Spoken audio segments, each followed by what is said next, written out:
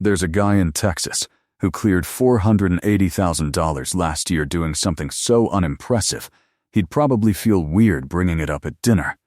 No product. No employees. No office. Just a phone. Exciting businesses attract competition. Everyone piles in until there's nothing left to make. Boring ones attract profit because almost nobody wants to do them. 7 of those businesses all run from your phone. The real numbers, how each one works, and the one mistake that kills it. Save the last one, it's the one most people wouldn't even call a business, and it's about to make sense why it's worth the wait. One thread ties all 7 together, and once you see it, you'll start spotting it everywhere. It's not really about money. It's that every one of these businesses exists to solve an annoying, recurring problem that a business owner could technically fix themselves but won't, because it's tedious, uncomfortable, or just easy to keep putting off.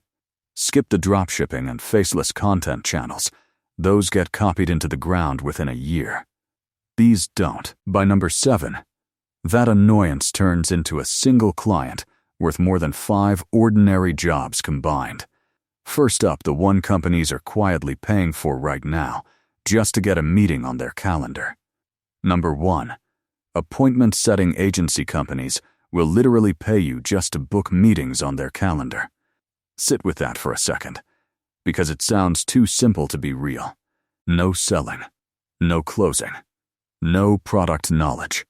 You send a message, someone says yes to a call, you put it on the calendar, and a company hands you real money for that. Why would anyone pay for something this basic? Because most business owners would rather pay someone $1,000 a month than spend 1 hour a day doing outreach themselves. That hour is worth more to them closing deals than finding people to talk to. So they pay someone else to fill the calendar, and you're not really selling a service. You're selling their sales team back their own time. And the math behind it isn't close. A single closed deal from one of those meetings can be worth thousands, sometimes tens of thousands of dollars to the client. Against that, paying $500 to $1,500 a month for a steady flow of qualified calls isn't an expense, it's the cheapest part of their entire sales process. Land a handful of clients paying that, and you're earning it every single month from your phone.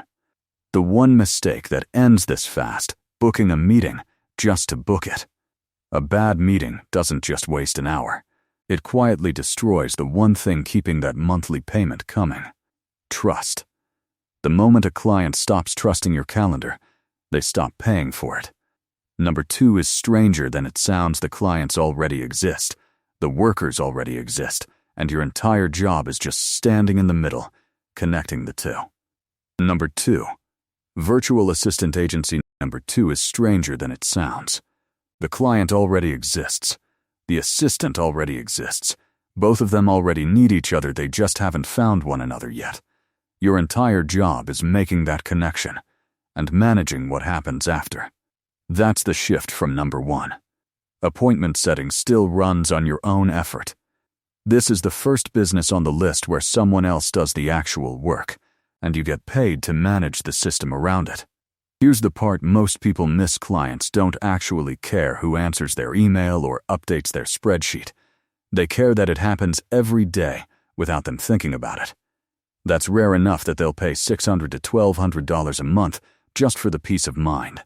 Pay your assistant a portion, keep the rest, and every client added is leverage. Not more hours out of your day. The one mistake, you're not just hiring an assistant, you're borrowing their reliability. When they drop a deadline, the client doesn't blame the assistant. They blame you. The product was never the admin work. It was trust. Number 3 takes this further. Instead of managing a person, you build something that just sits there, working on its own. Number 3, local lead generation. Number 3 is where you stop trading time for money and start owning something that pays you while you sleep. Here's a question worth sitting with. What does a plumber actually care about when the phone rings? Not the website. Not the ad. Not even who's calling. Just this. A homeowner with a burst pipe at midnight isn't a lead. To the plumber, That ringing phone is revenue, already halfway to a sale. They don't care if it came from a friend, a billboard, or a website they've never heard of. They just care that it rang. That's the entire business. You build a simple website for a local service, an emergency plumber, a roofer, a pest control company, and get it showing up when people in that city search. You're not selling a website. You're not selling marketing. You're the pipe the call runs through, and the business on the other end will pay to keep that pipe connected, month after month. Because a single call like that can be worth hundreds, sometimes thousands of dollars to them. That's why the rent makes sense. A page ranking for a high-value service can bring $500 to $2,000 a month. Because you're not charging for a website. You're charging for the calls that already have money attached to them. Build it once, and it keeps ringing whether you touch your phone that day or not. The one mistake goes deeper than most people assume. It's not just that rankings can shift, everyone already knows that. It's that you're building your income on land you don't own. Google owns the road every one of those calls travels down, and they can reroute it without asking you. The operators who last spread across a few pages in different towns, so no single decision from a platform they don't control wipes out the whole month. Number 4 is even stranger. It's the most boring paperwork in business. And businesses will pay almost anything to never look at it themselves.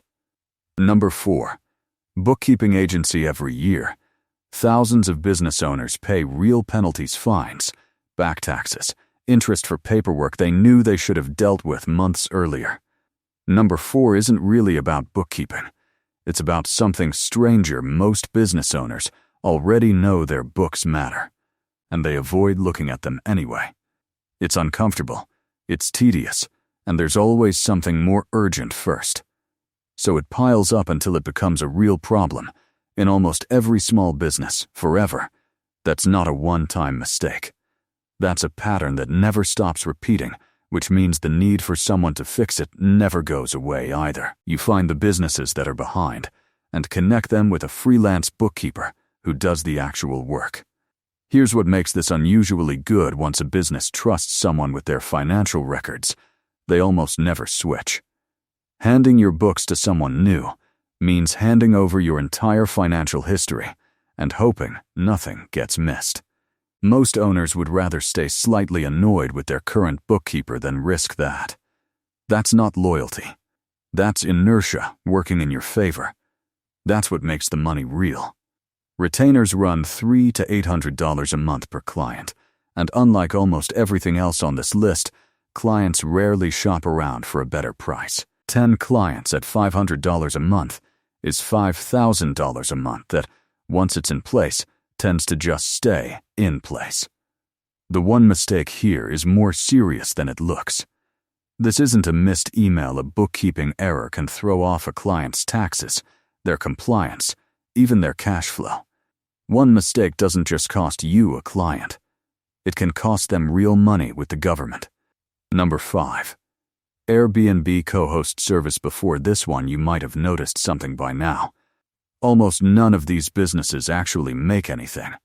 They connect people, remove a bottleneck, and collect a fee in the middle. That's not an accident. It's the entire pattern hiding underneath this whole list, and it's about to show up again. Here's the strange part. Some of these property owners paid hundreds of thousands of dollars for that home, and they'll hand control of it to a total stranger just to avoid answering a guest's message at midnight. It's not that they can't manage it. It's that they don't want to be tied to their phone every time someone can't find the Wi-Fi password or the check-in goes wrong at 11 p.m. That discomfort is worth real money to them. One host in Arizona was managing 11 properties himself until guest messages started coming in at all hours, plumbing problems at 2 a.m., lockouts before sunrise. He hired a co-host, gave up 15% of the revenue, and later said it was the cheapest stress he'd ever paid to get rid of. So you step in guest messaging, coordinating cleaners between checkouts, handling reviews. You don't own the property. You don't own the furniture. You're managing an asset worth hundreds of thousands of dollars, and the owner is paying you to be the one who deals with it so they don't have to. That's the appeal behind the money.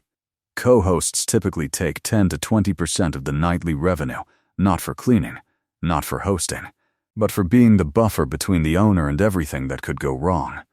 Manage 5 properties averaging $3,000 a month each, and a 15% cut is over $2,000 a month for messages and coordination, on assets you'll never have to buy. The one mistake: a missed guest message during a stay. A slow response turns into a bad review, and a bad review doesn't just hurt one guest's stay. It follows the listing for months, which means it follows your paycheck too. The first 5 helped businesses make money. The next 2 exist because businesses are terrified of losing it. Number 6, cleaning service agency exposes something strange about local service businesses. Some of the best cleaning companies in a city can barely stay afloat, while a mediocre one nearby stays fully booked, just because it's the one people actually find online. The work has nothing to do with it. The customers can't tell the difference until after they've already booked. Whoever controls where the customer looks first controls the business, even if they've never touched a mop. That's the whole opportunity. You're not running a cleaning company. You're running the front door to one. You find the customers, book the jobs, and subcontract the actual cleaning to local cleaners who are often excellent at the work and terrible at getting found. The value is never in who's holding the mop. It's in who's standing between the customer and every other option they'll never see. That's where the leverage lives. A standard cleaning job runs $100 to $250, and one job on its own barely matters. The real business is in volume you never have to personally do. Once the booking system runs itself, adding the 50th job costs you almost nothing extra.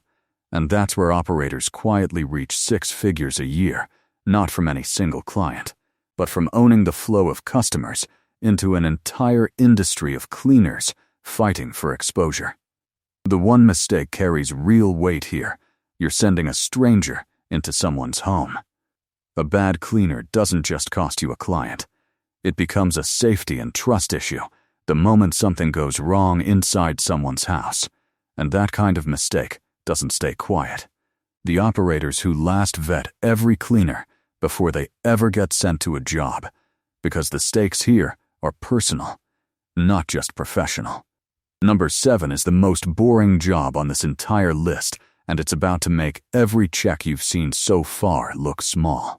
Recruitment agency, the most boring job on this entire list, and it's about to make every check you've seen so far look small. Here's what almost nobody thinks about every single day a company leaves an important role empty. They're losing money. Not later. Now, a sales seat that's empty isn't neutral. It's actively costing them deals. A key hire that takes 3 extra months to find is 3 months of a bottleneck slowing down everything downstream of it. Being understaffed isn't a minor inconvenience. It's one of the most expensive problems a growing company can have, and most of them are terrible at solving it quickly. That's what you're actually selling, not candidate speed. You already know good people, or you know how to find them fast, and a company would rather pay you a real fee than lose another month operating short-handed. You match the right person to the right company, and you take a placement fee. You never do the job yourself. You just remove the bottleneck. And that's why the money looks different from everything else on this list. One introduction, a single conversation that goes right, can be worth a flat fee in the thousands, sometimes a full month's salary of the person hired. Every other business on this list built its income slowly, client by client, month by month. This one can hand you more from a single successful match than some of the others generate in months. The one mistake that can cost you everything isn't just a bad hire, it's what a bad hire says about your judgment. The moment a client can't trust who you send them, they stop asking. That trust in your judgment is the actual product being sold here, more than the candidates themselves. The recruiters who last verify everything before the introduction, because one bad call doesn't just lose a placement. It loses their belief that you know what a good hire even looks like. Being understaffed is expensive. Being right about who to hire is worth even more. That's the whole business, and it's why it closes this list.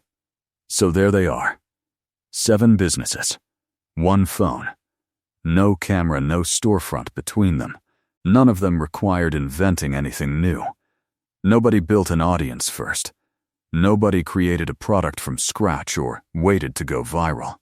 Every single one just solved a problem that already existed, that was already costing someone money. Every single day, whether anyone was watching or not. That's the whole game. Exciting opportunities get crowded the moment they work. Everyone piles in until the competition eats the profit. Boring ones stay open, quietly, because almost nobody wants to be the one doing them. That was true for the guy in Texas who cleared $480,000 doing something he'd probably feel weird bringing up at dinner. It's true for every business on this list. The opportunity was never hidden. It was just unappealing enough that most people walked right past it. Pick one. Just one, the one that annoyed you the least while you watched. That reaction is data. It's the work you can actually stand to do every day, and standing it every day is the entire skill nobody talks about. Out of the 7, which number are you actually going to look into? Drop it in the comments, just the number.